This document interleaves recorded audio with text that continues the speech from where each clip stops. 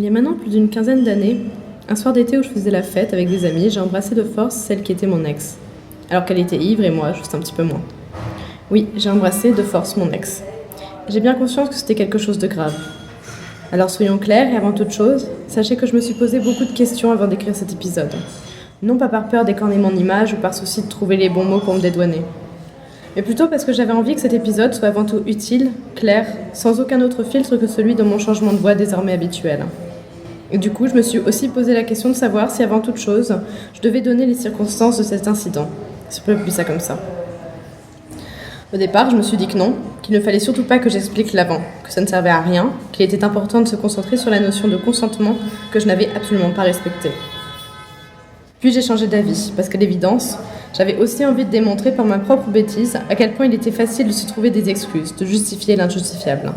Alors voilà. Avant ce soir d'été, il y avait eu entre elle et moi une folle histoire d'amour de 3 ans. Une première année à être ensemble, rompre, se retrouver, se séparer, se dire que oui, non, je t'aime, mais il faut mieux qu'on arrête de se voir, etc. Puis la seconde, quasi idyllique, à être vraiment ensemble. Jusqu'au jour où il nous est arrivé quelque chose qui nous a séparés avant même qu'on s'en rende compte nous-mêmes. Et donc, une dernière année à courir derrière ce qui faisait de nous un couple heureux, à s'engueuler sur rien, à ne pas comprendre l'autre parce qu'on ne se comprenait pas nous-mêmes. Pour arriver à ce moment où elle m'a dit « il faut qu'on parle ». J'ai très mal vécu cette rupture. Je savais qu'elle avait raison, mais non, pas nous, pas avec tout ce qu'on avait vécu avant. On avait déjà rompu plusieurs fois. Ce n'était qu'une question de jours.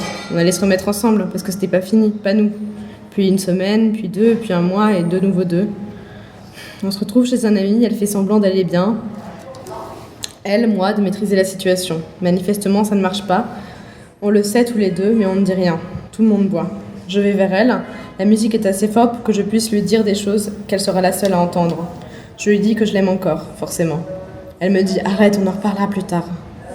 Je sens mon cœur qui se brise à nouveau. Elle me dit que c'est dur pour elle aussi. Je lui réponds un truc du genre que ça va pas être dur, qu'on n'a qu'à se remettre ensemble. J'ai l'impression de négocier et ça me tue. Je sens un doute en elle et je l'embrasse. Elle réagit quasiment pas. Un pote intervient, me dit d'arrêter, qu'elle est manifestement ivre. Je sais qu'il est un peu amoureux d'elle. Je lui réponds, tu peux pas comprendre, parce que non, il peut pas comprendre, ça nous regarde, elle et moi. Voilà, factuellement, les choses se sont passées comme ça. Et pendant un long moment, je me suis dit qu'il n'y avait à cela aucun problème, que ce n'avait été qu'un baiser de désespoir. Pour le rappeler, par le pouvoir mystique de ma bouche, qu'à un moment, on avait été ensemble.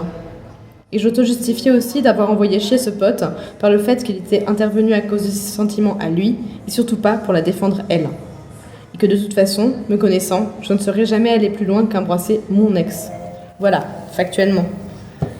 Et je ne sais plus à quel moment j'ai compris mon erreur. Je sais juste qu'il m'a fallu des années pour m'en rendre compte. Ou plutôt, il m'a fallu des années de « non mais ça va, je l'ai pas violé non plus », prononcées par d'autres pour me dire que merde, je tenais le même discours, la même argumentation pour me sentir bien.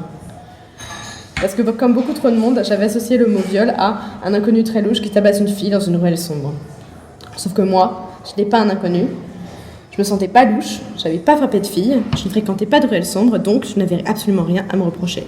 Sauf que si, un soir, j'avais embrassé mon ex alors qu'elle ne le voulait pas. Point. On s'en fout de ma tristesse juste avant ce moment-là. On s'en fout de savoir si j'avais des raisons. On s'en fout de savoir si mon pote est amoureux d'elle ou non.